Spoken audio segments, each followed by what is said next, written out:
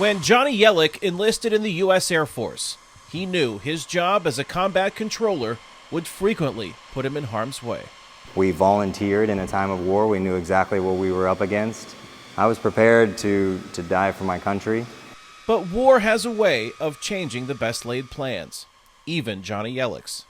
During a deployment to eastern Afghanistan in 2011, his vehicle struck an improvised explosive device. I went from being the tip of the spear on the battlefield to being loaded on a stretcher and carted off the battlefield, completely helpless. The encounter severely damaged both of his legs, ultimately ending his military career.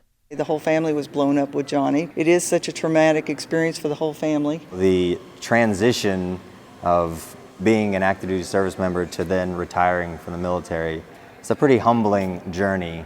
A journey that has taken him through 30 surgeries to save his legs, and now into an art gallery at the George W. Bush Presidential Museum in Dallas, Texas, where Yellick isn't just visiting the exhibits, he's a part of them. That is a very unique email to receive, to find out that your prior commander-in-chief dedicated a lot of his time to painting several of us wounded warriors. In a radio interview with VOA, former President Bush spoke about Yellick and the other 97 wounded veterans, warriors who inspired his year-long effort to paint their portraits, now featured in an exhibit and book titled Portraits of Courage, a Commander-in-Chief's tribute to America's warriors.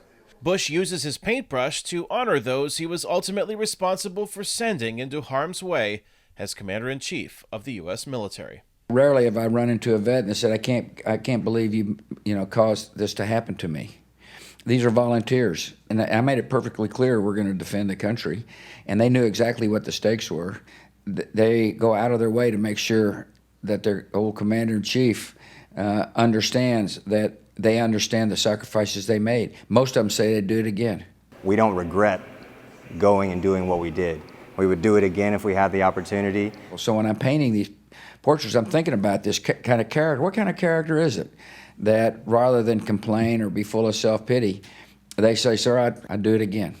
Proceeds from the sale of the Portraits of Courage book will fund programs of the George W. Bush Institute's Military Service Initiative, which helps service members transition to civilian life and finds ways to treat both the visible and invisible injuries of war. Johnny Yellick has both. He is the recipient of a Bronze Star and Purple Heart, among other military decorations. While he is honored to be a part of the exhibit, just don't call him a hero. The ones that don't come home, those are the heroes of our time. 4 of Yellick's personal heroes have their names engraved on a bracelet he seldom takes off.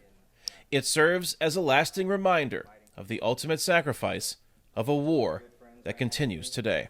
Kane, Farabaugh, VOA News, Dallas, Texas.